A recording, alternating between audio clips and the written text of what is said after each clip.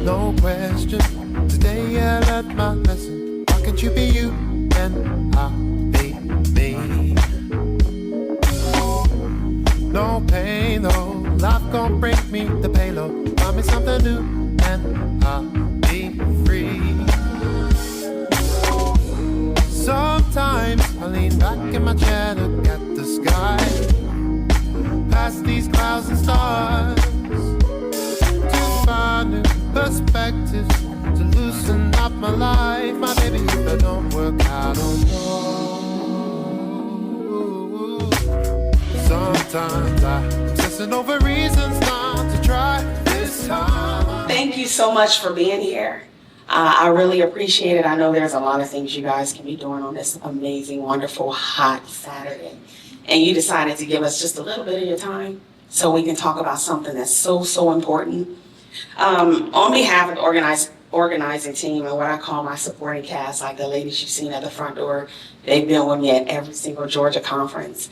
As you know, this is the 3rd annual here in Georgia, but this is actually the 11th conference. So it's been a lot of work, but it's been very rewarding. And it's been exciting, especially when I can bring it to life and execute, and then we arrive at today. When you guys show up, it shows your commitment to breaking the silence, to shattering the stigmas, and for us to really talk about what it is to just be mentally healthy. I think we spend a lot of time talking about being physically healthy and looking good and looking in the mirror, but how often do you look in the mirror and say, you know what, today I'm gonna be okay? But how often do you look in the mirror and say, you know what, today I'm not okay? And one of the biggest things that I like to speak about is that it's okay to not be okay. I know in our cultural backgrounds, it wasn't okay to not be okay. Boys wasn't supposed to cry. When boys don't cry, they create men that don't cry. And then they create men that explode. And so how I arrived here today is, when I first started the conference, I used to say, my I, right, selfishly.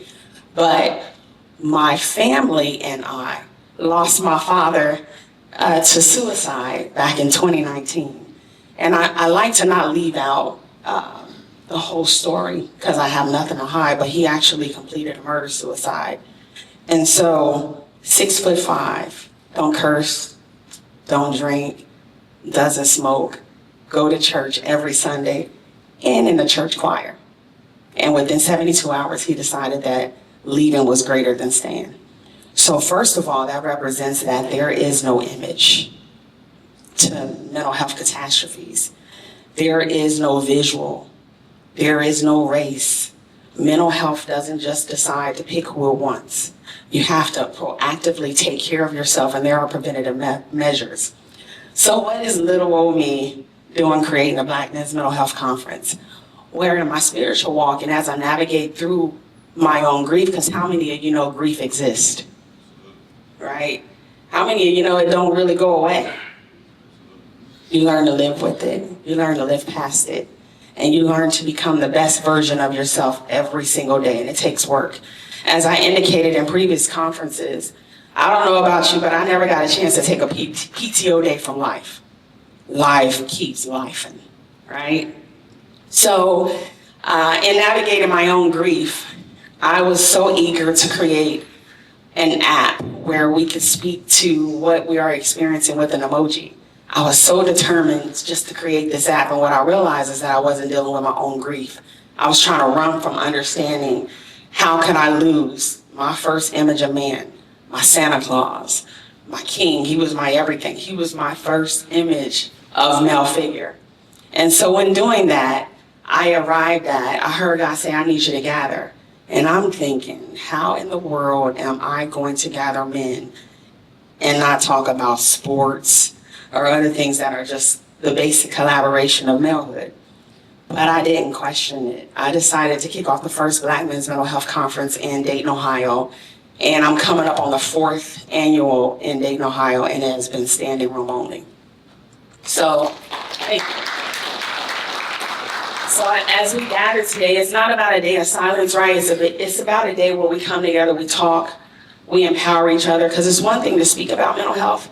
It's another to actually know what it is. And I think we live in a world where we think everyone knows. But it is written, where there is a lack of knowledge, my people will perish. So if we're not collaboratively together, making sure that everyone around us know what it even is. Everybody doesn't know what anxiety is. Everybody doesn't know what that feeling is that could possibly lead you to depression. My grandmother used to say, if you live long enough, you'll experience some things. At one of my conferences, it was so profound. He said, if you live long enough, you will have a mental health concern. If you don't handle it, you will have a mental health issue, right? So it's so important that we just come together, we talk, we embody, and we actually speak to and we uplift each other. Could this be done on Zoom? Absolutely. Could it have been streamed? Absolutely. But it's something amazing when you're in the physical body and presence of each other. I could say, Corey, hey, how you doing today? And he said, you know what, Camille, I'm good. Because that's the typical words everyone uses. I'm good. But if I'm in the physical, I can validate that for myself. And so that's why I think that these conferences are so, so important, that we come together and we're in a physical presence and we're actually able to tap in and look at someone and know that you actually are okay, right? So I don't want to take up too much time. This day is specifically meant for us to talk Black men's mental health and for you to hear the voices of men. How often do we hear the voices of men without any interruptions? How often is the Black man's story told from the Black man and not the rest of the world, right? So that's why we are here today. It is a good day. Throughout the conference, Vasir will expound on it more. If you have questions, there will be a time period during the segment where you can ask questions. But I just want individuals to know that this conference, with God willing, it will continue to carry on. It will continue to go on. Some of the last words that my father said to me right before he took his life was, you can't save me. And I thought I could. And in reality, I couldn't. So I pray that every time I execute on a conference and I bring a conference to life, that I'm actually saving someone. And I hope that he's looking down and smiling and knowing that, baby girl, you wasn't able to save me, but do the work. Do the work, get in the community, make sure that you are able to catch someone before the mind takes some places that it can't come back from. All right, so I thank you for being here. I'll come back up a little later, but I'll turn it over to Vasir, and she'll guide us right into our conference. Ladies and gentlemen, please give it up for our keynote speaker, Mr. Byron Fontaine, also known as the prison.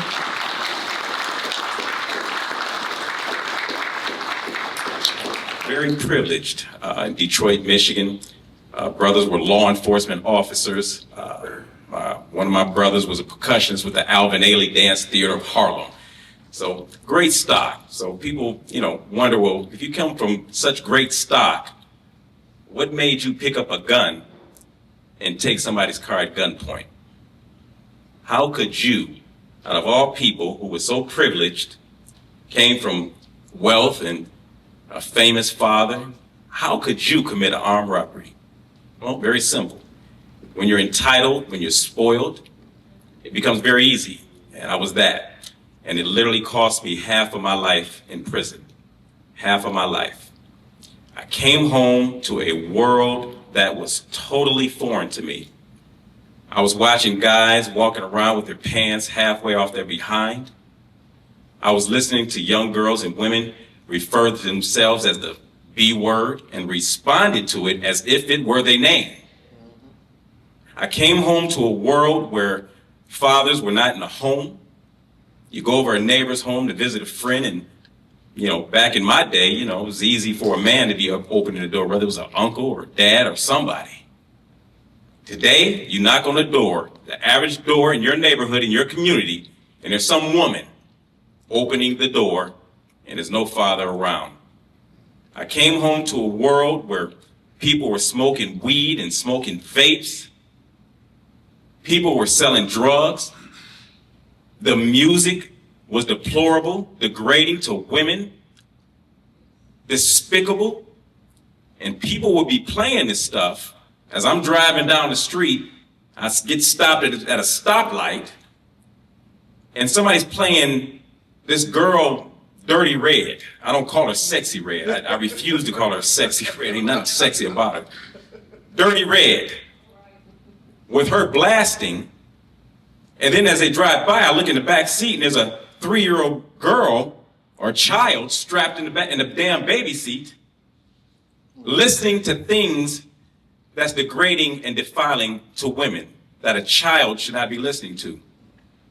I turn on the television and I watch the BET Awards, and I'm looking at women parading around half naked, popping their behinds with the word B-I-T-C-H written on the darn stage. And I see a bunch of men, black men particularly, applauding this. Can you imagine the culture shock?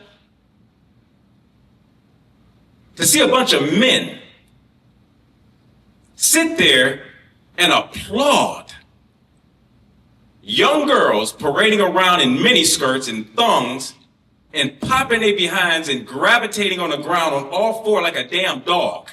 And everybody gives them a standing ovation. Imagine that. Imagine that for a moment. Men. The music is totally deplorable. See, I come from an era where people call themselves the miracles and the supremes meaning the highest, to a world that was calling themselves bees with attitudes and ends with problems. And we applaud this. We think that it's okay. Then you see them get on the stage after receiving an award. I want to thank my Lord and Savior, Jesus Christ, for this award. How? It's not even funny. It's disgusting. How do you thank your Lord and Savior? He had nothing to do with that. I come home to a world where I look on social media and I see these young girls parading around. The universal shot now is a butt shot. You know, back in my day, it was a face shot. You know, somebody pulls out the phone or the camera to take a picture. You know, you just stand there and you look nice and, you know, with your suit or your clothes, you know, the person takes a picture. Today, you pull out your phone to take a picture of some girl or some young girl, some woman, they're turning their backside to the camera. I come home to a world where our men are depicted as buffoons on social media and on TV, or thugs and gangbangers. That's the world I came home to. To where I'm watching programs that are named Raising Canaan. I believe I said that. Raising Cain or Raising Canaan. I think 50 Cent produced it. I come home to shows by Tyler Perry that depict men as women. That makes us a mockery or clowns and buffoons, jokesters, men. And these shows gets millions of views. I come home to a world seeing our women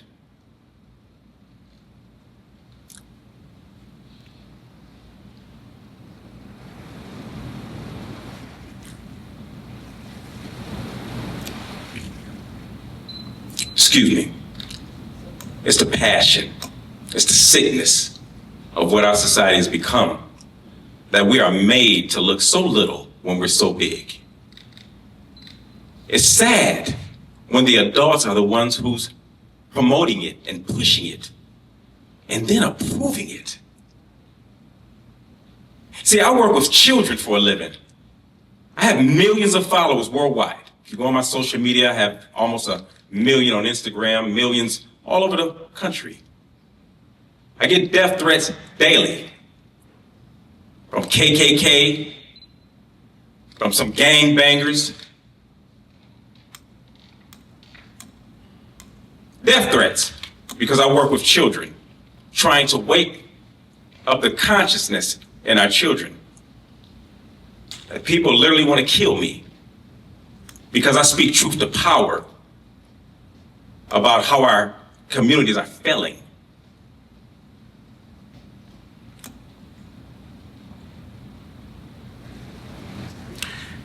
People ask me all the time, What is the problem in our community with our children? Why is things going so wrong? Why are children just so violent today? What is missing in the home? One is the father. Two is God. We have lost our spiritual compass. We have lost our spiritual conscience. There's no way that we're going to fix the problems in our community until we bring back God. There's no way. We'll be going around the mulberry bush with this thing about crime and mental health with children. Until we bring back God and fathers in the home, it's never going to get right. It cannot get right. By a show of hands, how many people in here either know someone that's been to prison ever? By a show of hands, how many people in here know someone who's been to prison? It's almost every hand in the room. By a show of hands, how many people in here knows of someone who has a mental health condition? Every hand in the room. That's a problem.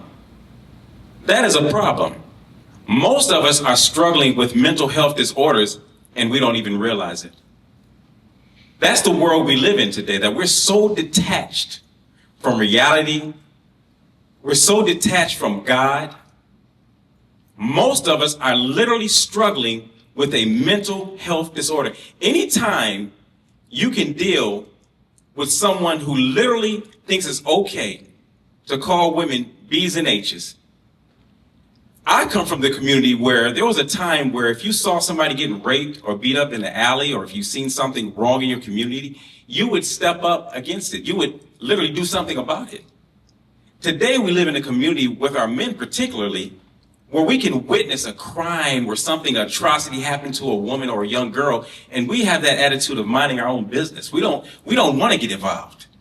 We literally would say, hey man, that ain't none of our business, just keep going. That ain't our concern. Let them handle that. See, that's not what I came from. I came from a world that literally where men were men. Men stood up for what was right. They fought for what was right. You can see your neighbor, down the street, a little kid doing something wrong or, going down the wrong path or doing something crazy, and a neighbor would speak up on it. Today, we don't do that. There's no sense of community. There's no sense of citizenship. No sense of care. That is a problem. So for me, I think the first thing that we can do to kind of help with the mental health thing, as far as bringing some sort of resolve, is to recognize that we have the issue ourselves. I don't think you can fix a problem until you recognize first that you have a problem. Does that make sense? I do not think that we can fix a problem, right, until we can identify that maybe we have one ourselves. We all are suffering with some form of mental health. But it can never be fixed until we look within ourselves and understand that maybe we're struggling with it ourselves. If you are a person, right, that believes that it's okay to come home and spend more time on a video game than conversating with your child or your family, if you are a person that believes in isolation, just, you exclude yourself from the world, you are a person that just, prefers to be left alone, those are all forms of mental health. If you're okay with listening to music that degrades women, that defiles women, that defiles children, and if you're okay with listening to that stuff, then maybe you're struggling with some form of a mental health disorder. And that's not to be rude. You know what I mean? It's not to be mean. I'm struggling with mental health. You do 20 years in prison and come out and you tell me you ain't struggling with mental health, you're lying. I'm struggling with it. But we have to be real with this stuff. In order to affect the next generation, which is what I'm about, our children, we have to put a stop to this stuff. We have to put on our big boy pants and really identify what is going wrong with ourselves before we can identify what's wrong with our communities. We are all suffering. And until we admit that, nothing is going to get better. Is this the part for questions and answers, or do we have a part for that? We have a part for that? So I'm going to sum it up and just say the times are too serious. The times are too serious. We have to learn to speak truth to power. We can't keep accepting the daily nonsense that's going on. We have to stop promoting this music. That's one. We have to stop feeding our minds with this programming, this television. A lot of stuff we watch on television, it negatively affects how you think. It affects how you feel. The stuff that we eat, the stuff that we consume, it affects how you think. It affects how you feel. If I'm drinking liquor every day, if I'm smoking reefer every day, if I'm eating Takis and McDonald's and Chick-fil-A every day, that affects your mental health. These things are just flooded with chemicals, and we consume this stuff and we think that it's okay. It's not. We have to become more disciplined. We have to become stronger in the things that we think and the things that we do. The Bible says that, be ye not conformed to this world, but be ye transformed by the renewing of your mind. So we have to learn to put off that old way of thinking. Does that make sense? I don't mean to go spiritual, but for me, everything is spiritual. Because I know that nothing is going to get fixed if you don't equate God into it. That's just a fact. We can skirt around this thing all day and think that we got the answers with our PhDs and MBAs. You don't. Because if you did, things would be better. But we like to boast about those things. You know, I got a PhD. I'm Dr. So-and-so. I got an MBA. Well, hell, I got a GED. So until we understand that it's all about, you just got to take this stuff more serious in what you're doing at home. Because some of the stuff can be solved with you. You know what I mean? Just stop watching certain programming. Stop eating certain things. You know what I mean? You got to fight that stuff. Because these are all things that's dealing with mental health, right? Because most of us are suffering with that. Does that make sense? All right, I'm out. I will introduce our first panelist.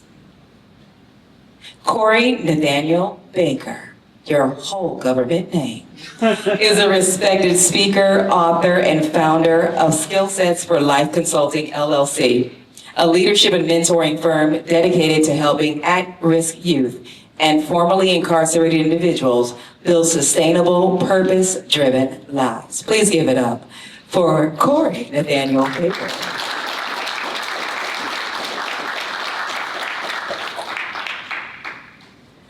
Our next panelist is the owner of Greater Change. He's dedicated to providing easily accessible and quality mental relief to our community. Greater Change is committed to improving the mental health climate among young adults today, while also maintaining care for all in need of help. Ladies and gentlemen, please give it up for Amari Morton.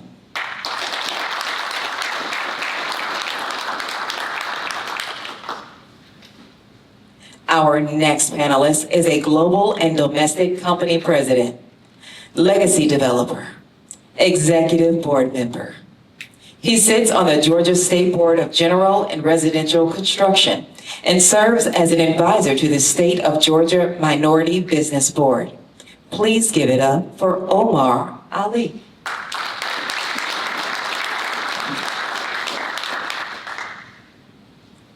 And our next panelist is an author, speaker, educator, psychologist, and human behavior specialist who uses psycho-spiritual, psycho-emotional, psychosocial, psychoeducational, all those approaches to teaching, speaking, counseling, and therapy. Please give it up for Dr. Curtis Jasper.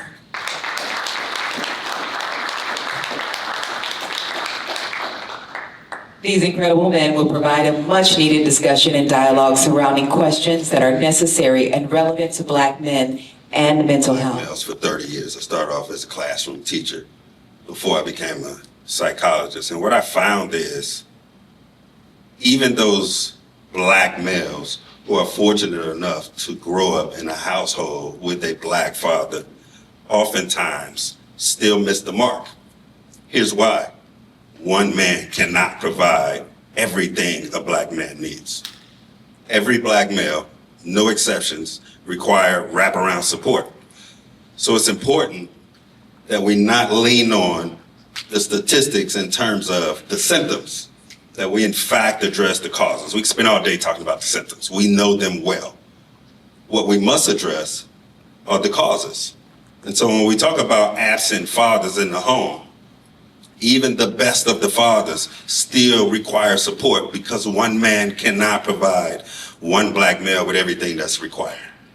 That's why we have coaches and pastors and mentors and teachers of that nature, right? Now, are there some challenges that comes with no male representation in a black male's life? Absolutely, for obvious reasons, right? There's a lack of validation and identity development from a physiological, psychological standpoint.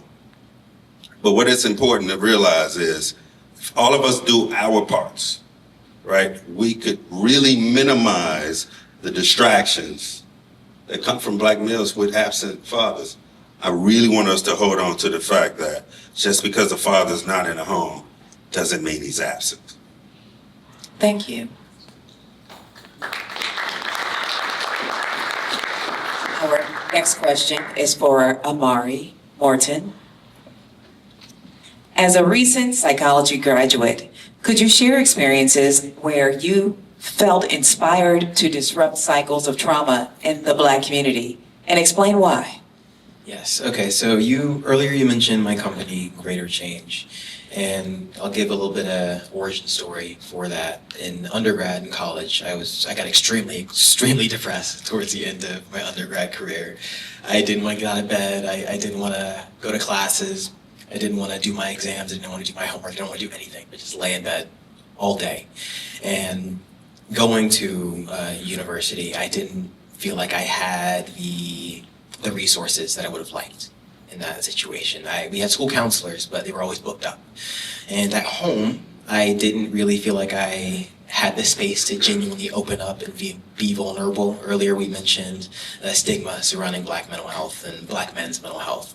And in my own home, and my mother and my dad, I didn't really feel like I could ever really be that soft person, that vulnerable person growing up. So I had to find resources on my own, which was incredibly hard. A big barrier for that for me was the cost of therapy. Therapy is extremely expensive. I don't know if any of you have ever tried to book a therapy session, but it can be upwards of $150 a session. And then if you use commercial platforms, it's upwards of $300 a month, which is part of the reason that I started Greater Change. That was the inspiration, to make therapy more affordable and accessible to young adults. The students that are in college, the people that are working 2 jobs to pay for their tuition, they give them space to be able to afford therapy. And that's what Greater Change is. It's making therapy a lot more affordable and accessible. So again, to answer your question, what inspired me was a lack of resources and a lack of being able to go and make the change. That's what inspired me to go and do that for myself. That's phenomenal. Thank you very much.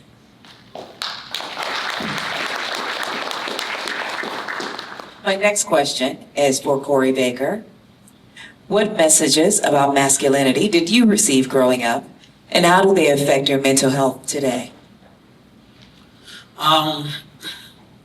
Me growing up, the message I received about masculinity, I would have to refer to what I saw in my father and my uncles, the men that were in my life. The message that I received was that as a man, you have to work hard. Like when you're a man and you're raising a family, my father, I never heard complaining, although I seen him working day in and day out. I seen him working a job and then getting off his job and then going using his skill set to bring in a second source of income. You know, it's like work, and still come home and have a balance to be able to come in the house and spend some time with me, and just having discipline. You know, I just seen a strong image in my father, to pretty much that pretty much instilled in me a need to make sure that I'm doing my part when it comes to taking care of my family. And so, to answer that question, it's a drive. You know, it's a drive to be able to go above and beyond and carry the weight, you know, carry the load on your shoulder and protect. He was a protector. He protected our family. So that's the message that I got from seeing my father growing up in life. So. Thank you so much. I'm going to ask you an additional question, if you don't mind lifting the mic a little closer when you answer. Do you have sons? Yes, I do. So based off of what you just expressed, do you think you're creating the same similar footsteps for your son as well? As far as masculinity is concerned, framing that mindset for them? Yes, in a way. However, I believe that from our past generations, we should always get better. And I always inspire my sons to be better than me. So I reflect on what I learned from my father and the things that he could have done better from what I see in raising children. I try to implement that moving forward with my children. For example, you know, when we were growing up, I came from that era, you kids stay in kids' places. When my mom or dad said something, you do what I say, you know. And I noticed that in the younger generation, that could kind of be, that can be a trigger when you don't allow your children to have a voice. Because there was a lot of times that I actually had something to say and my voice was silenced. So what I do is I still instill that discipline and let them know what I say is going to be the last word. However, your voice will be heard, if that makes sense. So I just believe that we got to continue as a people to grow and evolve and look at our strengths, but also look at our weaknesses and see how we can enhance our next generation to move forward further and be healthier mentally as we progress as a people in society. Wisdom. Thank you. My next question is for Omar Ali. Do you think discussions about mental health differ among your peers versus what you hear predominantly in white spaces, and why?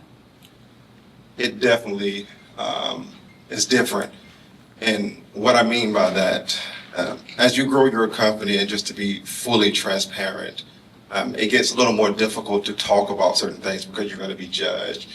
So I can relate to my particular story. I grew my company to 70 million. We had 140 employees. And under Trump administration, we had to shut our doors with our steel company. So I laid off 140 workers. For me, it was difficult to talk about because you still have money, you still have wealth. So what is the issue? I went through depression for 2 years. Wasn't a happy person to be around in my household. Watching my other counterparts talk so clearly about going to get help, it made me realize there is an issue. What is my particular issue?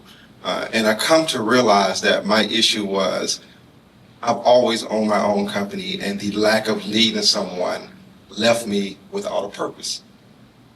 And so when you talk about white CEOs and with their wealth, they have no problem talking about going to get mental health and what it can do for you. I think with black companies, we have to do the same thing. And then that also manifested in my home. And what I mean by that is that for black men in your household, it is extremely, extremely difficult, in my opinion, to balance it. Because we don't talk to our spouse as much as we need to about our problems. How can we? For me, it was the fear of being judged and compared to my counterparts. When we have more problems, when we go out and try to take loans and we get denied over and over again. And so in the back of your mind, you start to feel like a failure. Who do you talk to that about? And so I learned quickly that developing a circle around me, a circle of like-minded peers, we were able to talk to each other because we understood it. And for some reason, that helped me to open up more to my wife, to tell her how I felt about this particular problem. The company is doing great, but I cannot obtain this for these particular reasons. It's outside of my control. And so that dynamic between black CEOs, black families, and white CEOs is drastically different to why mental health is just part of their household, part of their nature. Thank you very much. Very transparent. Oftentimes people don't get a chance to hear that part of the conversation as far as what other cultures' experiences are regarding the mental health conversation, and going back to the stigma that we have with the Black community regarding mental health. We don't share it among ourselves in the workspace either. So it's great to know that people are talking about it, but there are people like yourselves, and I'm sure others, that are picking it up and saying, you know what? It's okay to have this conversation. You're right, though, it's kind of hard to go to your boss. That's why in a lot of places they have EAP.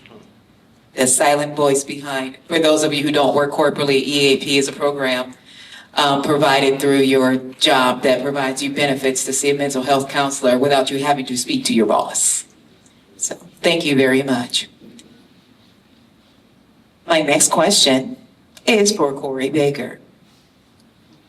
When is it time to say enough is enough regarding the mental health crisis among Black men? The anger, the suicides, the stereotypes, and the lack of healing. To answer your question, quite frankly, now is the time. Now is the time, but like the brother, the prison doctor said, it's gonna take for people to acknowledge the fact that, hey, we are dealing with something. We do have mental health issues individually and in society as a whole that needs to be addressed. Conversations like this is definitely important conversations like this, thank you, is definitely important when it comes to bringing awareness to mental health and the fact that other brothers can see and understand that, hey, I'm not the only one, you know? And the thing is, having a safe space. It's time now that we allow each other to pour into each other, to provide a safe space of confidence in our normal conversations with, again, the people that we have around us. It's very important that we start now trying to put ourselves and align ourselves with other people that are willing to guide us in the right direction, that are willing to listen in confidence and not have a brother feeling like, hey man, I don't know if I can talk to you about this because you may look down on me, you may judge me or whatever. I believe that the time is now that we start coming together and speaking to each other when we see each other in passing, acknowledging each other. That does so much from brother to brother, and this is just me speaking my piece and my truth. When I see another brother or sister in passing, just to look eye to eye and acknowledge a person, it does so much in spaces like this and just out in society. So I just believe that now is the time that we should start just rising up and being the examples that we want to see out here in society, because it's enough negative things going on now in society today as it is. So to be able to walk past somebody and just smile at them or just speak to them or just acknowledge them, you know, is very important.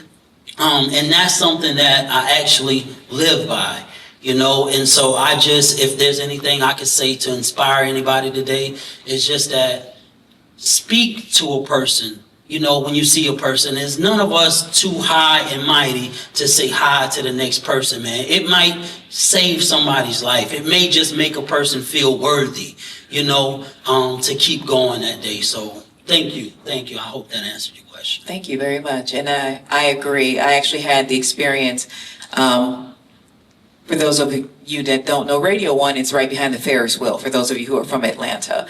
And one day a displaced gentleman was walking across the street, and I told him good morning, and he stopped and he said, "You made me feel human, because people won't speak to me at all." So, yeah, I can identify with what you're saying. I just seen my brother come in here, Hartonio, displaced gentleman that I met and just started pouring into. And when I see him walk into this building, I know that I'm doing something in life that's making a difference. So I just inspire everyone else, yo, let's do it. There's nothing stopping us but us.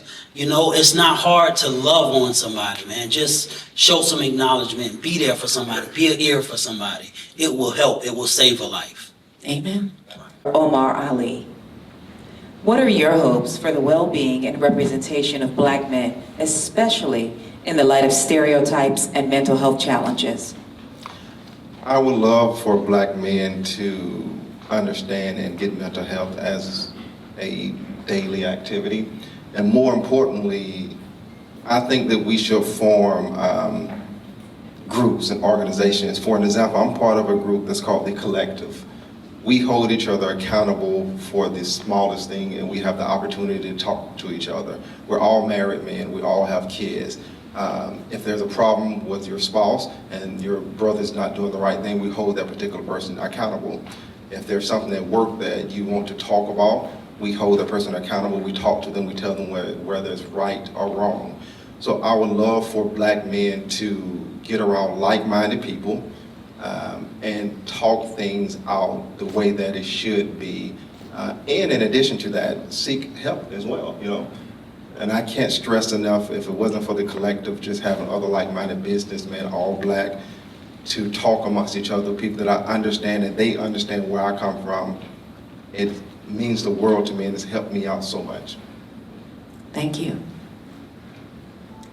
Dr. Jasper, what guidance would you give a young Black boy transitioning into adulthood who feels the weight of the world on his shoulders?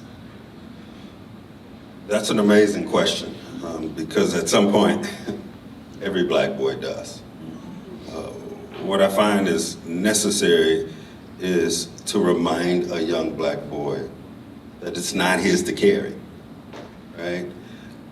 As Black males, we're not damaged in isolation, and so we can't heal in isolation. We have to heal in community.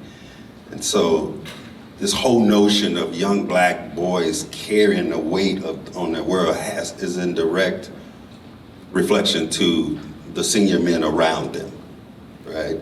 And I mentioned when I shared earlier, it has to be a wraparound.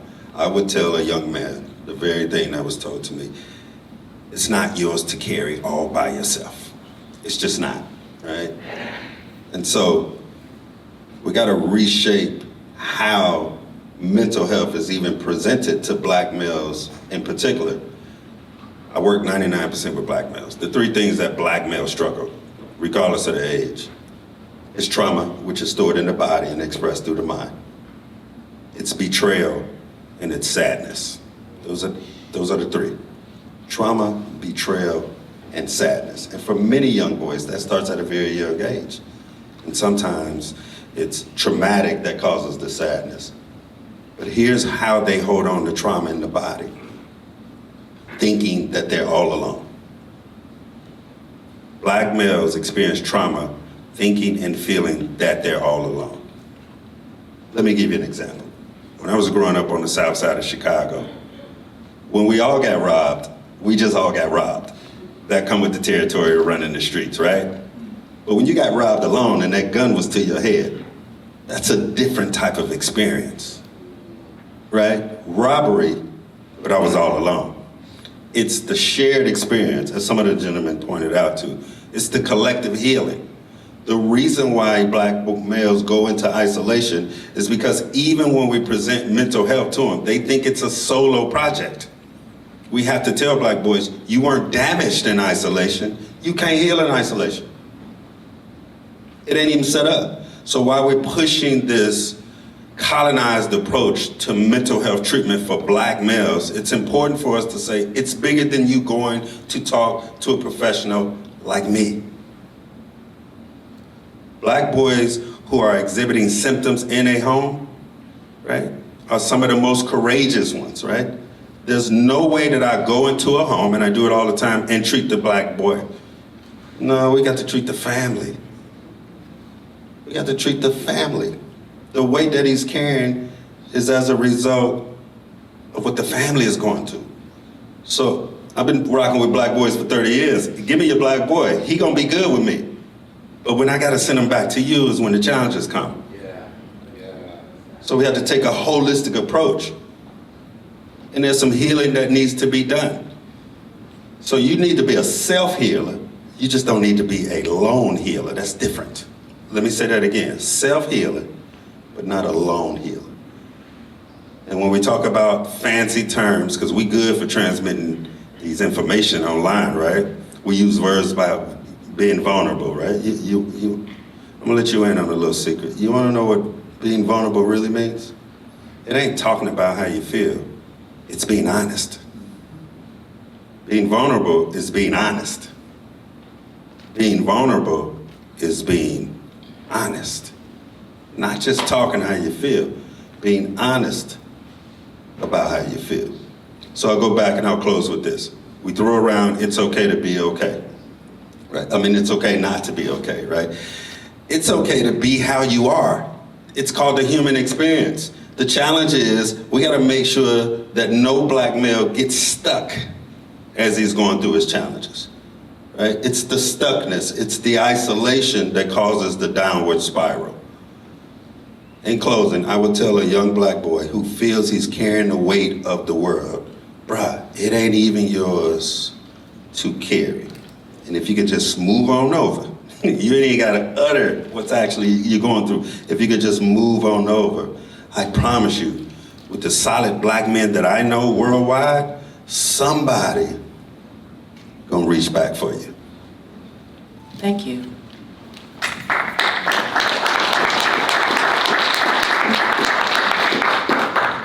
My next question is for Amari Morton. What role do you think family and community can play in promoting mental wellness among black men? The role that family and community plays is just being that person to lean on and that person that listens and genuinely hears what the other person has to say, especially in regards to family. Because when you are the person that genuinely listens and hears to someone that's pouring into you, it makes that person want to do it again. It makes that person realize, okay, it's all right to be vulnerable. It's okay to go and talk about the way that I feel. And especially within the family and within parent and child trauma. So when a kid comes to their parent feeling like they've been wronged in some way, something that commonly happens in minority communities is that parent says, oh, that didn't happen. I never did that. Or they will say, I have nothing to do with it. That's your problem, essentially. And when you do that, it makes that child not want to come back and get help. It makes them not want to open up to anyone, much less go see a therapist, someone that they don't even know. So the role of community is, again, to be that person that listens and genuinely hears when someone pours into you. You don't have to even agree, but just make that person feel listened to and heard and help them understand that it's okay to speak and speak their voice. Thank you. I have one final question for everyone on the panel. I would ask that each panelist give this a minute response.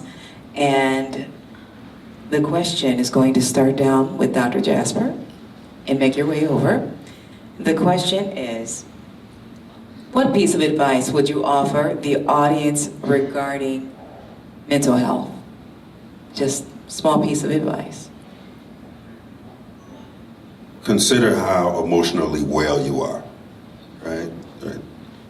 This is the part that we leave off about the whole topic of mental health. The majority of the problems or the challenges faced by black males in particular is as a result of them being emotionally unwell, right? Emotionally unwell. I'd offer you to really, really be very conscious of spreading information just for the sake of spreading information, right? We really good at just delivering the information. When the body is struggling emotionally, it places a greater demand on the mind.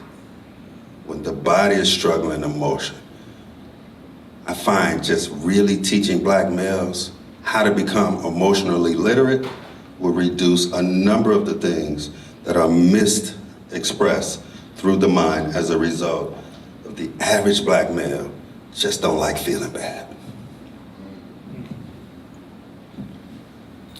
Same question? Yes, for the entire panel. So for me, and I'm always going to go back to business, you start out with profits. Don't start out with profits. It's going to drive you into the ground. is going to run you ragged. You're going to lose your mind only chasing profits. Chase purpose. When you chase a purpose, when you have a business, the profits just come with that. So my advice to anyone who want to have the mental stability and own your own business is create a scenario to where you are creating a purpose within your business. And how do you create that purpose within your family? And then how do you create that purpose within your community? With me, our family, we have a creed. It's God first, community, family, and then self. And the reason why it's in that particular order, if you take care of the community, you're going to take care of your family, and then you take care of yourself last, of course. So develop a purpose. And I'm gonna go with something a little bit more tangible, more present. A piece of advice that I'd give is to take the things that you resonated with us speaking today, with the keynote speaker speaking over there, and teach that to someone else. Because when we do teach people things, we have to better understand those things ourselves. And with today being a mental health conference, I feel like that will in itself help you understand your own mental health a little bit better. My advice on mental health would be to find you a safe space to be able to unpack. We hold in a lot of things mentally that we may go through in life, from work, from home, in your private life, and just in society. Find you a community of people, one person or a community of people just that you can speak to, that are wise, that's not gonna push you the wrong way, but help you to move forward in a positive way. But in closing, find a community that you can unpack with safely, that you won't be judged. And that right there, that could be life-changing for you. So that's my advice. Thank you very much. Now, as we move to this next phase of our conference, first and foremost, let's give it up for our panelists. Thank you so very much. As we come to the end of this amazing dialogue and this exchange with these phenomenal kings, we would like to ask that all the panelists be open to dialogue with our audience. We're going to open up this opportunity right now for any questions coming from the audience that might have been inspired from anything you heard here on the panel. And for our panelists, if you so choose to answer, if you'll provide a minute of time. So is there anyone who would like to ask a question of the panelists who may not otherwise have the opportunity to ask what's on your mind? All right. I have the mic right here for you.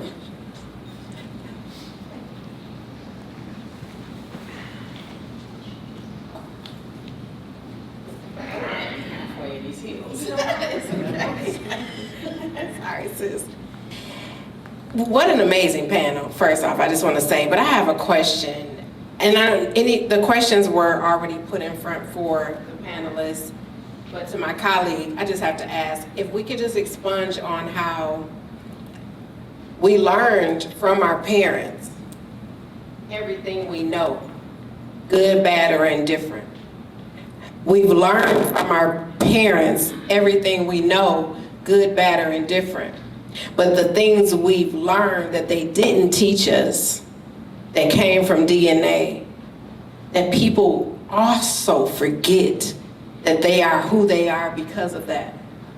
And Black men need to know if they can forgive themselves because they just got the DNA that didn't give them the process to stand up and be the men that most women think they're supposed to be based on what another family taught them, and how important it is for DNA and forgiveness to go together.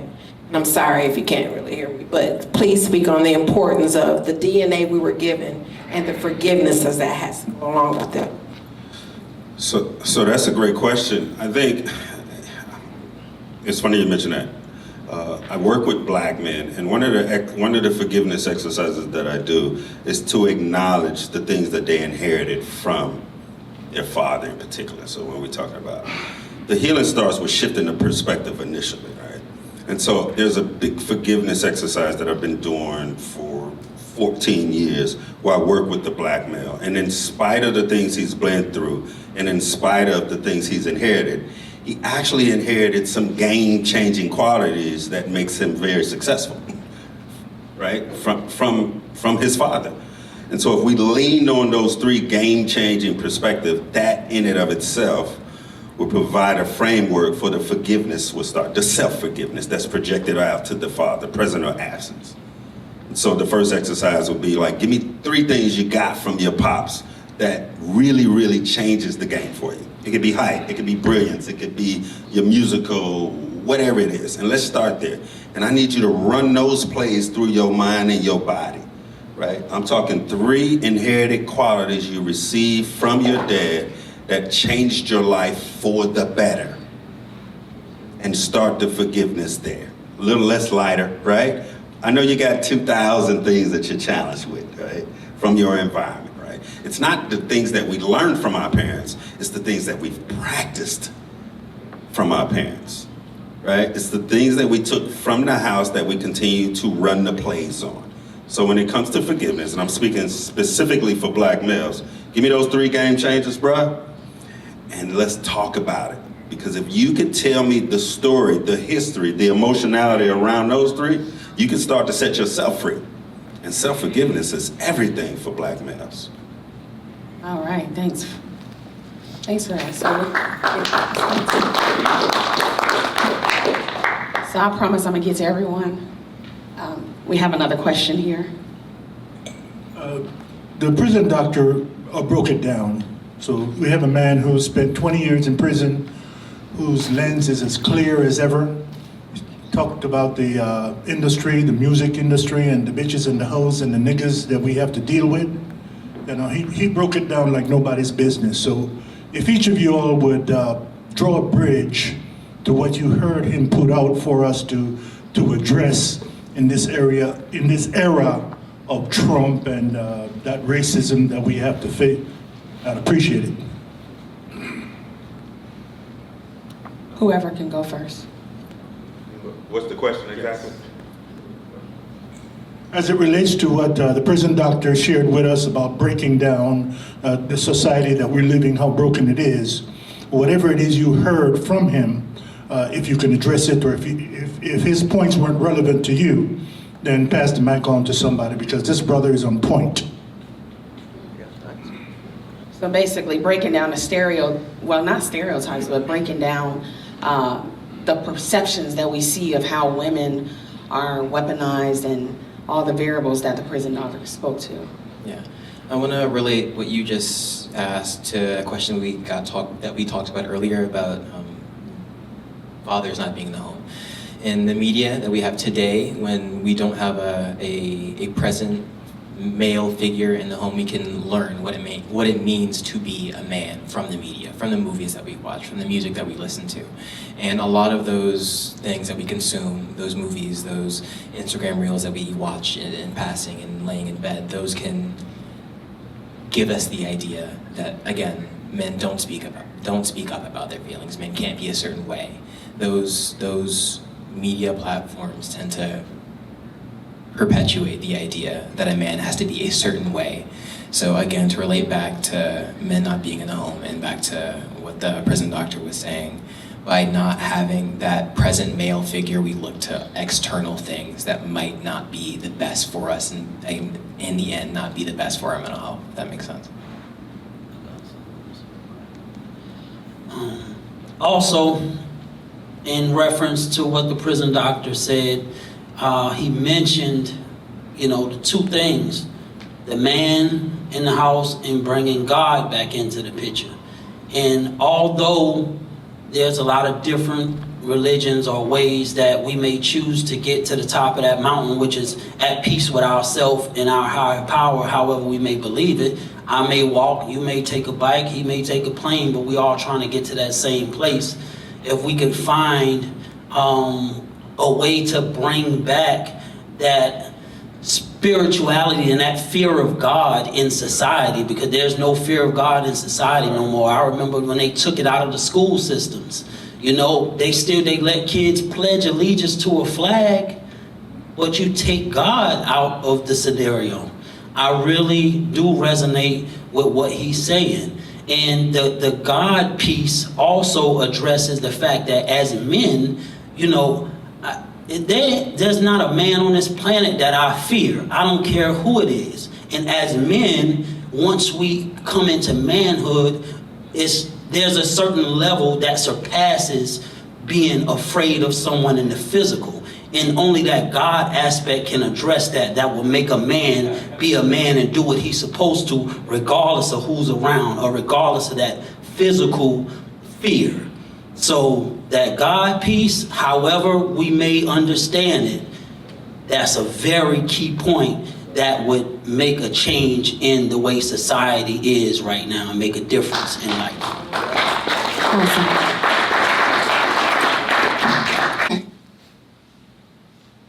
I'm gonna come up to you. Oh. Come back to you. Okay. Yeah, my question is, if I have a kid that needs mental health, mental support, where can I take him tomorrow? If I had a kid that needed help, is there a place that we can take a kid where someone is going to be present?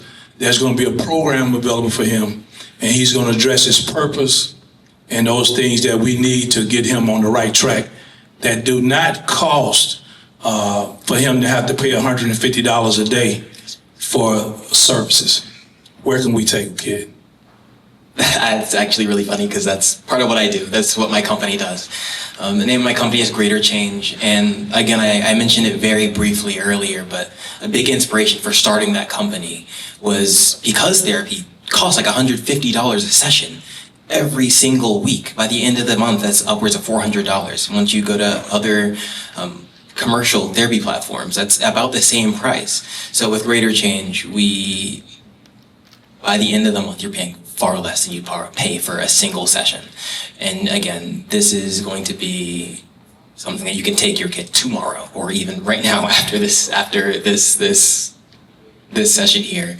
But even if you didn't want to go to this company directly, there's other resources that you have. If you look up sliding scale therapy, that's more so for people that don't have insurance or don't have any other means of paying. Sliding scale therapy means that you can go find a provider that kind of meets you where you're at. And as you begin to make more, then they begin to charge more, et cetera, XYZ. But there's a couple of things that you can do. And I'd love to speak with you a little bit afterwards to give you some resources. Anyone else? Thank you. Absolutely. I have a flyer for you as well. West Care. West Care is a company, it's a nonprofit, and it's free. They house young men from 13, forget exactly how high the age goes, but I actually had the pleasure of meeting the director a few days ago, and I got some of the brochures actually I brought with me. Wonderful foundation, and they love on people. You know, so West Care would also be a place, and I'll give you one of those flyers before we leave. Absolutely. All right. We got a question back here. I promise I'm going to get around to all of you. I want to appreciate you guys for taking time to share with us. I was very intrigued about what you said, Mr. Omar, about the collective. Can you share a little bit about, like, the brotherhood that you was going through with your trauma? Because, like I said, this pandemic has kind of got me, like, kind of messed up a little bit, you know, after this whole thing. So how can we get a part of that or anything like that? So that's kind of what I was trying to figure out. If I may gently remind you just a moment to limit your answer to 1 minute in the interest of time. Thank you. So I can get with you after to talk to you about the collective, but again, the collective, we are all businessmen, and there's certain criteria that you have to meet. For one, you have to be married, and you have to have kids. These are just principles that we feel that the black man needs. But we take care of each other. We talk with each other to make sure that we understand what needs to be done as a black man, as a business owner, as a family member. But get with me at the end of the session. I give you my number and we'll talk about it. Awesome. I'm coming. You know what I love? The world thinks that black men don't have anything to say. today proves different. That's right. I had my question for Dr. Curtis. Do you think, just for our culture, right, and our people, do you think group therapy, group sessions is more efficient than individual, especially with kids? So it just depends. I've seen them both work hand in hand, but it just depends, right? Oftentimes, individuals respond better to group settings than individual one-on-one settings, right? What's really necessary is both at some point, right? I do individual one-on-one, I do family, and I hold a men's group. And they're both necessary, right? It's something special about learning vicariously through hearing another man's journey. And that only comes through the group space, right? And then the one-on-one, obviously brothers, young and old, feel better, having a space where they could really share their truth. And I can assure you that as black men, we're holding a lot. You may not necessarily want to get that out in the group, right? So to answer your question, I would not suggest one being more effective than another. I have seen them both work. I've seen men respond better to group than individual, and vice versa. And if I can piggyback off of that, Dr. Jasper, if you can elaborate, well, not much elaborate, but one thing I've learned in my mental health advocacy and just, creating these spaces and places is that when someone else speaks and they share their journey and their situation or trauma, it actually gives someone else permission to be free. The Freedom Papers, right? Yes. We learn through acknowledgement. Again, trauma for black males feels like it's just me. It's just I'm all alone. You hear the brother say the pandemic. I'm all alone. It's just me, right? You're not all alone, bruh. You are not all alone. Ain't nothing you can bring up in this space as a black male in today's climate that another brother ain't going through. How do I know that? Because I go through it myself and I work with brothers who are going through some challenges. So Freedom Papers, when you hear another brother say, man, this is what I'm going through, right? And you holding space for another brother because y'all bond and connected on that is something special. Because again, it goes back to the question, you ain't got to carry it alone, you can't do it anyway, right? It's yours to carry, you just ain't got to carry it alone. Awesome. Thank you, gentlemen, for sharing your wisdom and your energy with us today. I do have a question. I'm in a different space than you guys, but I do help people. Is there space for mind-body practices such as neuro-linguistic programming, hypnosis, and energy and sound healing? And if we do have space for that, how do we communicate that to the community?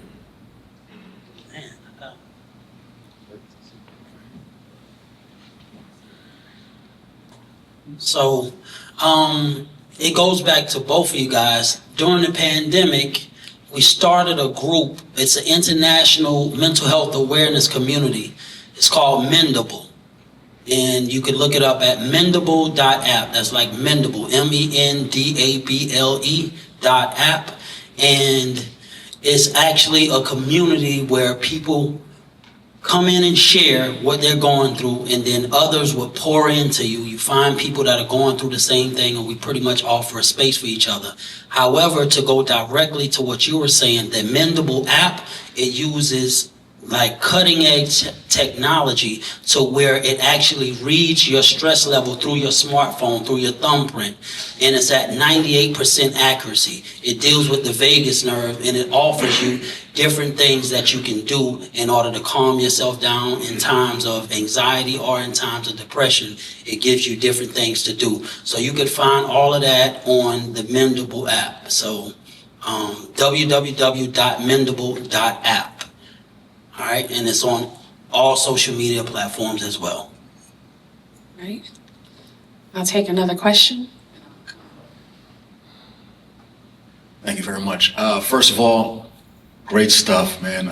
Thank you guys so much for just kind of coming and pouring into us. One of the things I wanted to find out was,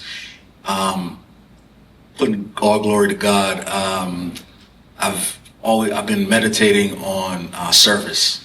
So just kind of wanted to see, what kind of resources that I can now, I've been so blessed in my life, just kind of to serve. So I'm in the stage of my life now where I just want to be of service. So any kind of resources or anything that you guys would recommend that, I can then come and be of service to someone else, I would greatly appreciate it. Just us. Dr. Harris. Dr. Harris, you have a gentleman here in the black shirt and that gentleman with the beard up front here. He want a response. When you go back to questions, yes. Okay, that's a great answer. Anybody in particular wanted to answer that? I just established my nonprofit. It's called COFO, Creating Opportunities for Others. And I just have a passion for helping people. I'm connected with a lot of different resources. I don't let nothing stop me from helping anybody that I can help. A lot of my background is I did 10 years in prison as well. So I pretty much try to focus on that niche at times as well. So I wrote this curriculum called The Game Changer, helping people to transition their mindset from tax burners to tax earners, from part of the problem to part of the solution. And if that sounds like something that you want to help in, I would love to have you aboard. But Just Us is definitely a great place to be of service as well. Got to give it to you, Queen. Thank you. All positions are open. And then to add on to that, it really depends on where you like to help and where you want to help. Like there is Big Brothers Big Sisters Atlanta. It's a mentor program where you can come in and mentor adolescents or high school age kids. And then there's CYD or Create Your Dreams Atlanta. It's on the west side of Atlanta, but it's more so towards elementary school children that you can come in and teach and mentor. And Southern Poverty Law has some things where you can, that's more so aimed at the homeless population and older adults and mentoring them. So it really depends on where you want to be, where you feel like your expertise is, and I can try to give you some resources after if you'd like. Okay, Dr. Jasper. If you can pass that. Outside of sharing, just put 5 brothers in your car, right? We look for it to be more formal and complicated, right? You hear the next conference you pull up with, pack your car up. Start there. Pack your car up with black males from all ages and pull up on the next conference, right? Let's start in our immediate environment. Sometimes we like to skip over the house, skip over the block, skip over the subdivision. No, start where you are. Start where you are. Pack your car up, because we know we can get brothers to move on certain things. If we got tickets, we can get them in the car to go see something. If it's a little baby concert, we can get them in the car, correct? Get them in the car and bring them to something like this. So if you're here by yourself, my challenge for you is put 3 or 4 brothers in your car on a Saturday morning and pull up to a conference, and then take them out to eat afterwards. I'd like to add a piggyback onto that. I'm going to provide something that none of you were able to provide, and I know this is the Black Men's Mental Health Conference. But if you'd like more information about the Black Men's Mental Health Conference, please go to bmmhc.com. That is it. Great commercial. There you go. Hey, how you doing? My name is Huey. First, I just want to say, man, thank all 4 of you gentlemen, man, for dropping all these gems. I just been here soaking it up, man. Thank you, guys. But my question is, how can we, with technology moving so rapidly, how can we bridge the gap with the older and the younger generations without disregarding for the older experiences and the things that they've been through? How can we bridge the gap? Anybody who wants to tackle that question? Thank you. To me, that's just conversation. A lot of our seniors sometimes just don't want to listen to the youth, and sometimes the younger generation don't want to listen to the older generation. But the more we come together in settings like this, the more we get together in the car and just take people to certain things. To me, it bridges the gap considerably. So just listening to each other, respecting each other as Black men, older and younger. And I will say, I think it's a little harder for the older generation to want to listen to the younger generation. I just know that from just speaking to so many seniors who have their ways and they're set about what the younger generation think, and it shouldn't be that way. Listen to what they have to say, and then by listening both sides, you can bridge that gap. One more question right here. I think we have Those are your last questions. So this question is for Dr. Curtis. You have to excuse me, I was over here taking notes too. So earlier we spoke about the black man's experience with depression. And in my practice, so I service I've serviced hundreds of black men in my practice, and who I've later diagnosed with various mood disorders. Can we talk about, or can you speak about the often unrecognizable symptoms or the overlooked symptoms that that black men may experience as it pertains to depression, so that it would be that tall tale sign that's going to help them know, maybe I need to go seek a practitioner, maybe I need to go speak to someone? So that's a great question, right? I want to start off, and I promise to be very brief. I'm a former middle school principal, so I know how diagnoses are weaponized starting in the schoolhouse, right? One of the things that I don't speak to is a colonized approach to diagnosing black males, right? I get how the assessment works. I took the assessment several times, right? And so the assessments are not really scientific based, they're symptom based, right? And so you can get it to say anything. You have no idea the number of black males who I work with now who have been labeled 20 years ago. They say, I got this. And I'm like, when the last time you've been assessed? Well, that was 20 years ago. I said, bro, there ain't no death sentence. You don't take that to the grave with you. Now, I'm formally trained by a white institution, and I don't push that. I don't push it. Right. Are there some extreme mental health challenges? Absolutely. But let's be clear. There's a number of challenges that come as a result of oppression for black people, right? I'll give you an example. You know how many executives I work with, functionally corporate people, who claim that they suffer from imposter syndrome. And so all I do is ask them if that applies to different contexts, or is that just a corporate thing? They say, well, yeah, it shows up. I'm like, that's racial anxiety. Let's be clear, right? You can take that same knowledge, talk to a group of your peer, and won't have any problem.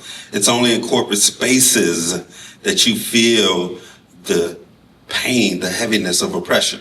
So to answer your question, the majority of black males that I work with have been under, missed, and wrongly diagnosed. Let's say you receive a diagnosis today, you still got to do the work.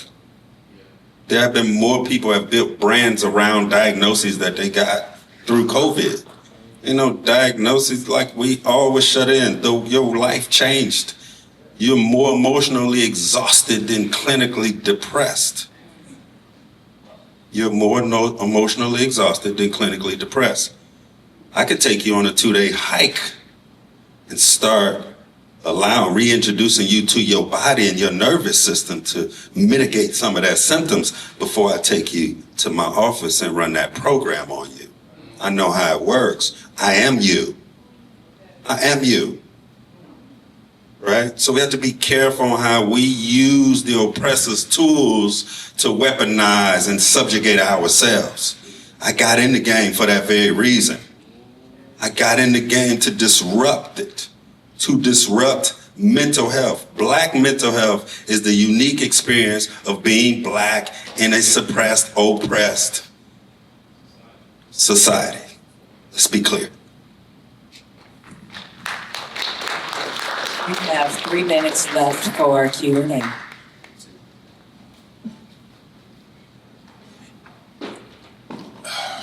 My name is Troy Bowers, and I appreciate all 4 of you gentlemen sharing your journeys. One thing I wanted to talk about was that trauma piece. I'm a recipient of that trauma happening in an early age, like 5 or 6 years old. And I remember my friends saying that they thought I was going to be a serial killer when I grew up because of the trauma that I went through in my household. So I had 2 men. My first father, which was my real dad, he didn't make the mark. And then my second father, who was my stepdad, he didn't make the mark. And when I look back at the equipment that they received, the curses that they had over them. And so how do we talk about trauma, especially at the younger ages, teaching our kids how to communicate? Because that's another thing we don't understand is that communicational piece. How do we teach our young people to communicate? Like even today, this is like one of my mentees, but I have thousands because of my background as a professional athlete. But how do we get kids to understand how to talk about that trauma? Because it's easy as adults to be able to relay that, but as young people who are feeling like a genie in a bottle, how do we get them to say, hey man, something's not right. Who can I trust? Because if we look at today, all these cameras, all these social media, don't know who to trust, don't know who's gonna put your stuff on social media. It's hard for people to trust today. And I'm sorry for being winded, but this is a truthful thing that we're experiencing today in our communities. So what could we do? What steps could we take to try to help them take one step at a time? For our young people, our teenagers, our younger teenagers, what could we do for them?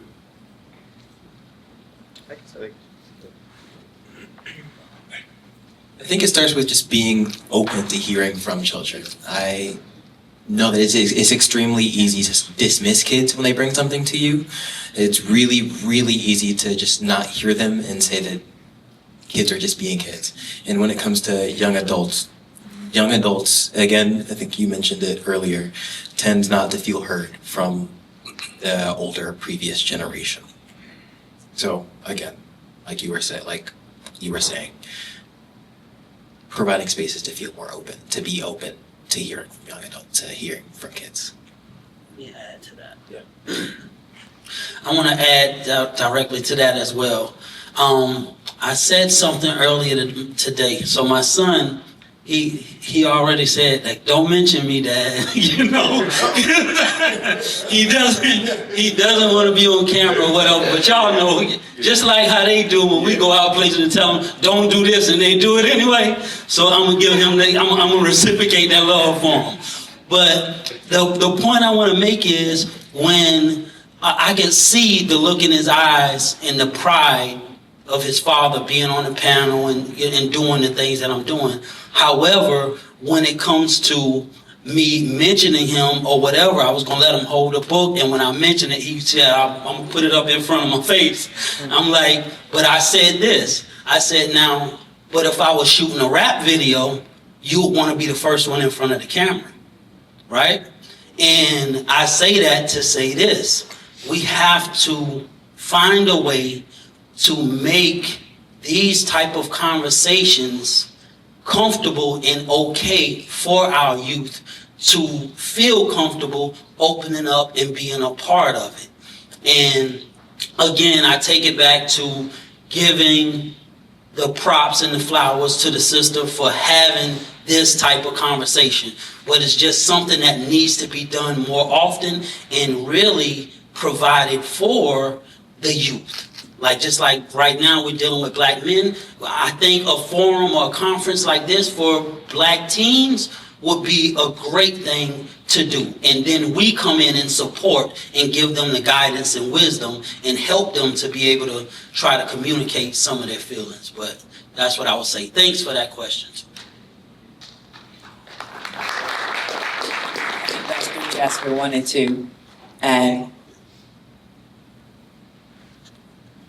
So it's very difficult for adults, parents, to listen to children when they hadn't been listened to, right? It's very difficult for unheard parents and adults to hold space for young folks, right? And so here's the challenge.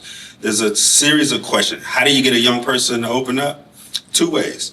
You ask them questions, and then you shut up and let them answer it, right? Right? When learning takes place as a result of significance. No learning takes place before significance with young folks. You build significance first. One of the best ways is to pose questions, not when you were growing up. They don't care about that. They don't care about what it was in your day, right? That ain't even how they wired, right? You meet them where they are. If you meet them where they are, see, they could use social media effectively because you show them how to use social media effectively. Then you bring them on your end.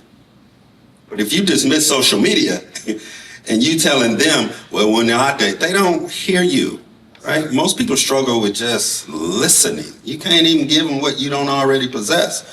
Get better. I tell parents every day for a living, turn all your statements into questions. You want to up-level your parenting? You want to change the significance of your relationship starting today? This free of charge, I ain't gonna even invoice y'all on this one. Walk out of here and turn every question for the next 48 hours, every statement in the next 48 hours into questions, even to yourself. Make sense? Try that and send me a message. Let me know how it works. Well, I would have to ask that if we can, for the interest of time, we do have a guest speaker, and we do have time for one more question and a 1-minute answer. So I ask just one person on the panel to respond to our next question, but this will need to be our last question. Okay, so first off, I want to say I appreciate you guys for getting on there, for coming here and speaking. I traveled here all the way from California to be here. So, you know, prison doctor put me on and informed me about you guys. I'm a Black business owner. I have 4 businesses, coach, trainer, mentor, public speaker, life coach. I own a gym. I'm 30 years old, a wife, and 3 kids. And what I want to do is I want to ask if I could have a moment for, because I definitely do want to come back to you about that Black, the collective, because that's something that I'm really interested in. But I did want to ask, for the sake of time, if the prison doctor could explain the effects of music in our culture, because where I'm at, I see a lot of kids that are plagued, and I believe that. But I did want to get if he can come up for a quick moment and just kind of touch on that for a bit, if you guys are cool with that. Please, sir. What do you believe that in our culture? Do you believe that music, rap music, whatever music, has a role in society today with our young youth? Absolutely, but let me just clarify something real briefly. Yeah, absolutely. But the social media thing is very detrimental. I deal with kids, as most of you know, or who know me or follow me, that are literally watching things on social media, things that are inappropriate for children, and children are literally out of control with this social media thing. It is a drug to these kids, and until we as adults get them off that social media, we're in trouble. These kids are talking about suicide and doing bad things, and a lot of this stuff they're learning from YouTube and just social media. It's not a great thing. So I just want to clear that up, first of all. The music thing absolutely is detrimental to us as well, this rap culture that we're in.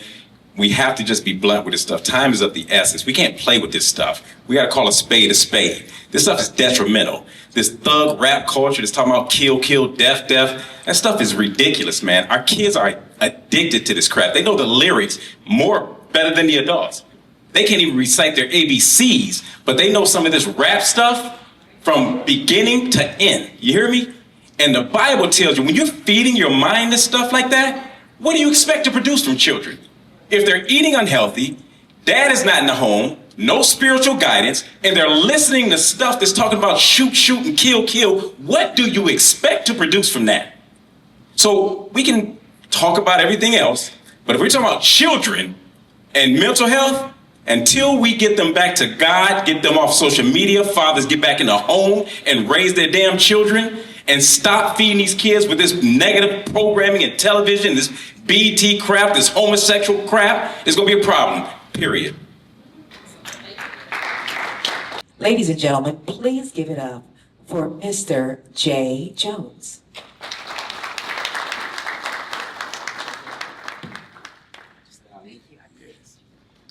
I'm gonna steal your podium for just a second. Set this right here. First of all, giving honor to God. This has been absolutely amazing. Kings, the audience, my dear brother, the prison doctor, phenomenal work, King. Everybody give yourselves a round of applause. I'm gonna be brief.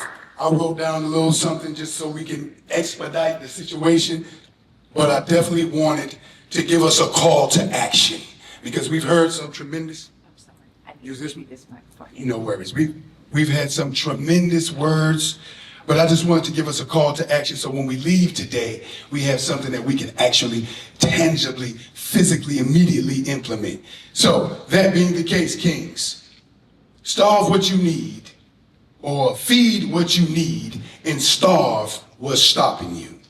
Feed what you need and starve what's stopping you. This just isn't a catchy phrase. It's legit a strategy for survival, for strength, and for sanity.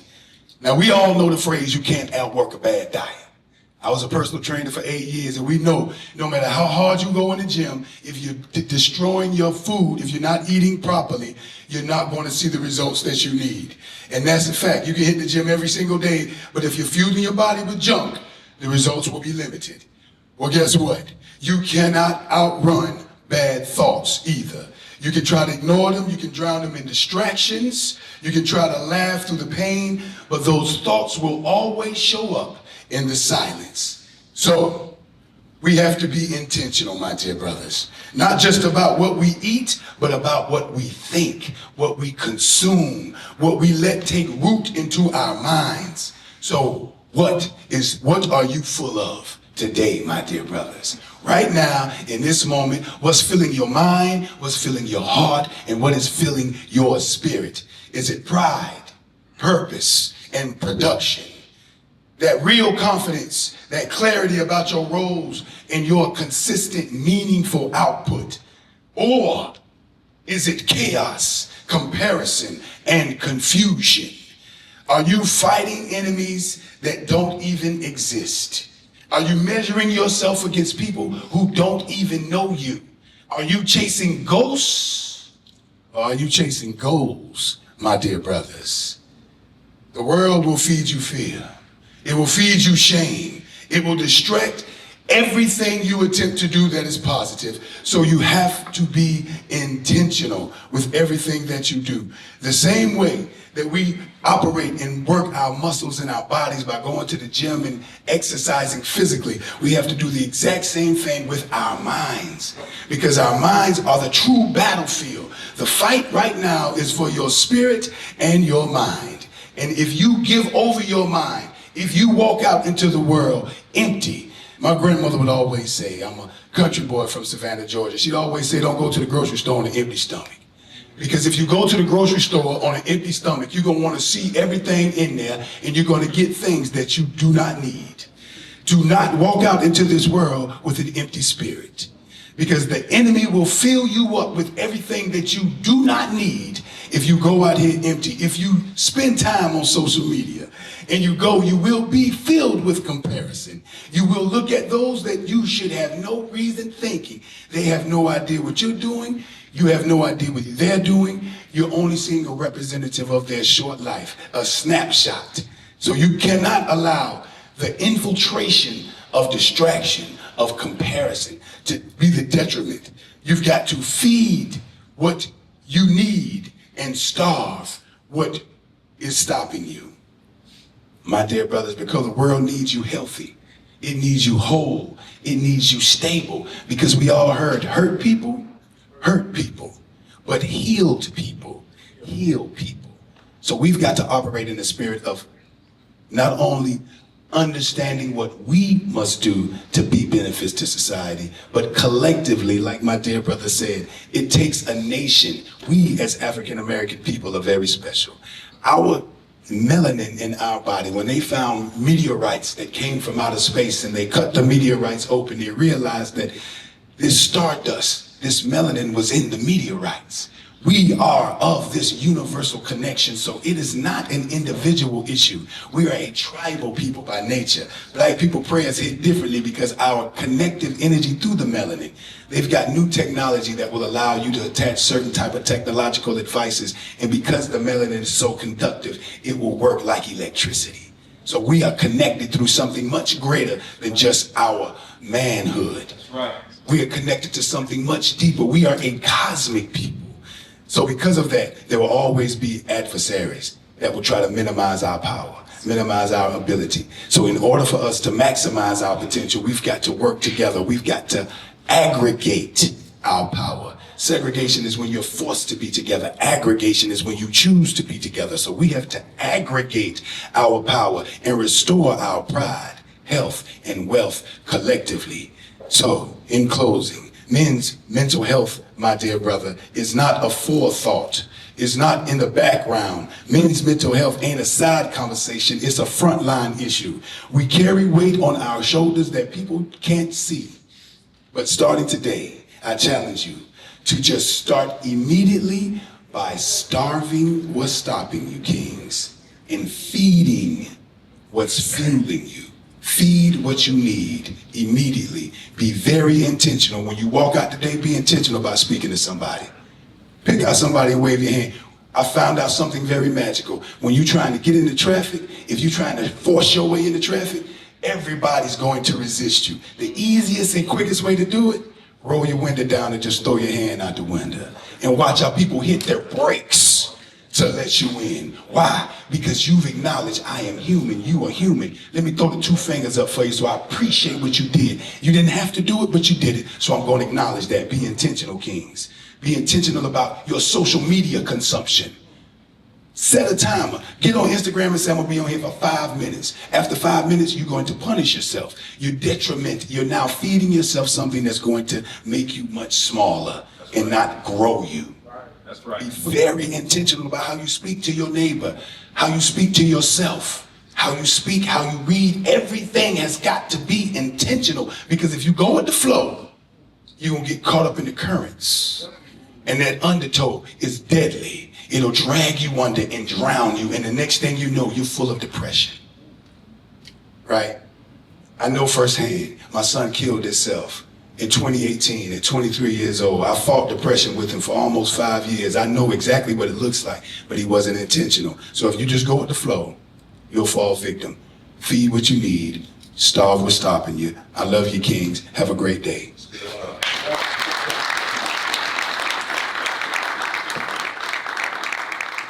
At this particular time, I'd love to bring Dr. Camelia Harris back up to give a few final words before we leave here today. Dr. Harris.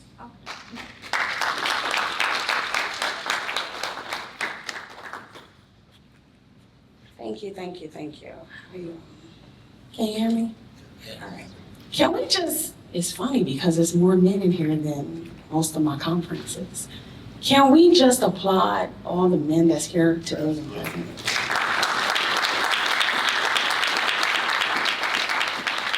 Before I get my thank you, I just want to let each and every last one of you know you are valued, you are heard, you matter, you are important.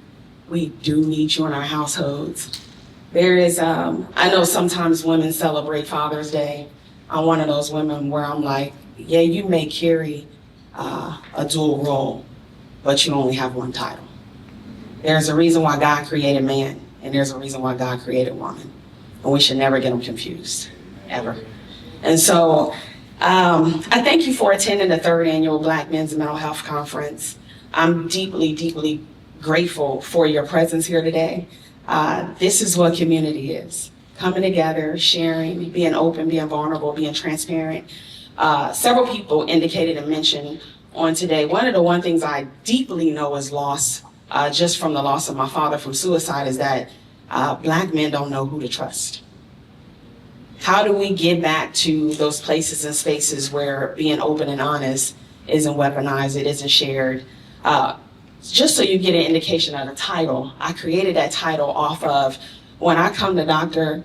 Jasper and I meet with him, I want to know that our conversation will stay just between us.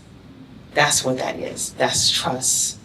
That's making sure that what I share openly and honestly to him doesn't go beyond our ears.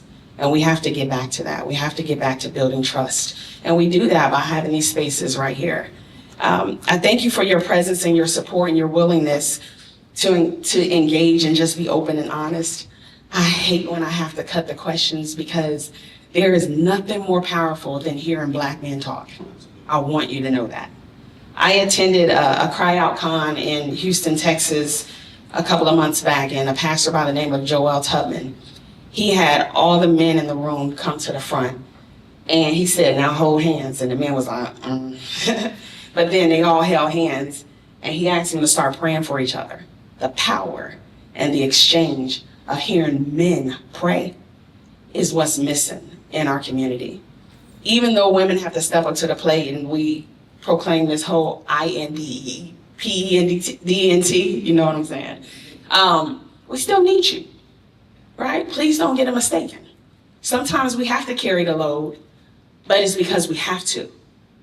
We still need you. There is a reason and importance for your presence in our household. There's a reason why our children, our boys, need to see the representation of fatherhood. My sister, who is here, we share the same mom and dad. I'm the oldest of 5, so I'm the leader, right? I take charge. But what was interesting when we lost our father, because you know when you lose somebody, you're searching for answers, right? I'm like, why did he? What could I have done? As the oldest, I'm Superwoman. Oh, I can stop him, but I couldn't. But one of the most interesting things that I realized, and as I do these conferences, is that I never asked my father, Daddy, are you okay? Because the world told me he already was. They told me he was supposed to carry the weight. He was supposed to be all things in the household. He was supposed to go out, come in, be Superman, be Santa Claus. He was supposed to, but I never asked him, was he okay? I asked him for everything else. Daddy, can you give me that car you promised me at 16?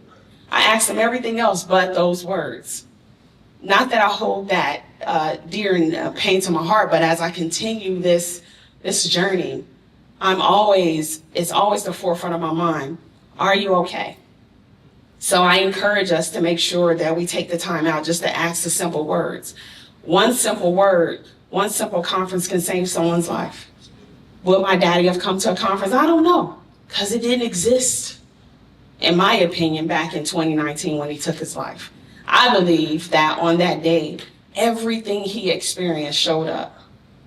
And the woman whose life he took, she just happened to be a casualty of war that he was playing over and over again in his head. And so when he arrived at the place of, I don't want to be here anymore, I think it encompassed whoever's present. So at that moment, people tend to say that when you commit suicide, you're weak. Actually, I think you're stronger than anybody, because that is a powerful thing to do. And in that moment, he forgot that he had, I say 5 kids, but it's a total of 8 of us. He forgot that he had 8 children. He forgot what love felt like. In that moment, he forgot that living and that you can live beyond the pain. He forgot that whatever he was going through, he could get past it. And so I encourage you here today, if you know someone, if you are that someone, that it's okay to get help. It doesn't mean that anything's wrong with you. It just means that you may be struggling with identifying how to get past whatever it is you may be experiencing. Grief doesn't go away. We grieve our father consistently. I've just learned how to live beyond the pain. I think of him all the time. My first image, he created memories, so it doesn't go away. I express my heartfelt appreciation for allowing me the space to share my father's story without any guilt or shame.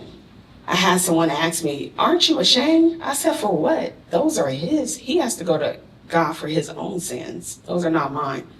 The man that committed suicide on that day, the man I knew left already. So when he carried out the act, he had arrived at someone else. So one thing I've learned in my journey is that if you give God your plan, he'll give you one better. Did I ever think I would be talking about mental health advocacy? No, but I love it. I honor it. I hold the position high. As long as God gives me grace and favor, I'll continue to go in many more doors, many more cities. Hopefully with the opportunity that Dr. Shreves, who flew all the way down from Detroit, Michigan, we're hoping and planning to do one in Detroit, Michigan in October. I'm coming up on my 4th annual in Dayton, Ohio, where I'm born and raised. We've done 2 successfully in Houston, Texas, Alabama, Mississippi, and I pray that I can add more states. I always ask for your encouragement, your donations. Tell someone else about it. The more people we have in the presence and in the body of learning and gaining knowledge, the more we'll be equipped for how we move towards a more healed society.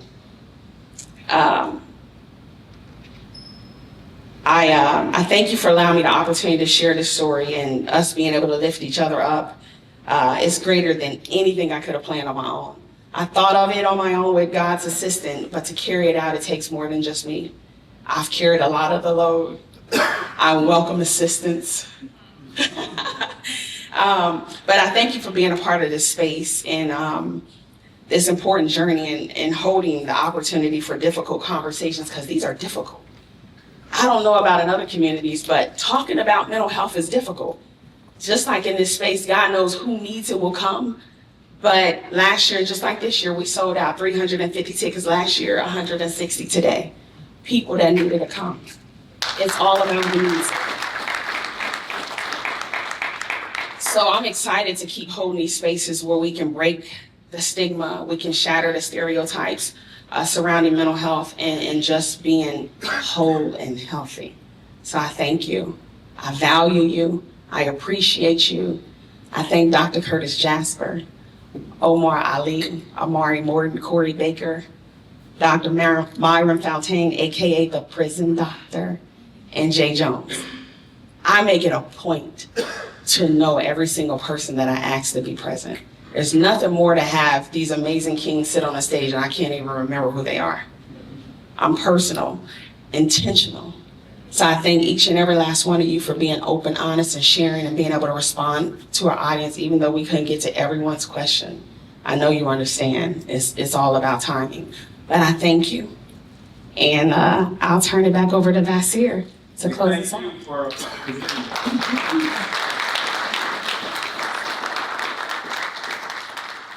Thank you all so much. And I want to encourage you again as you leave here today, because it is that time. I know it's been a great time.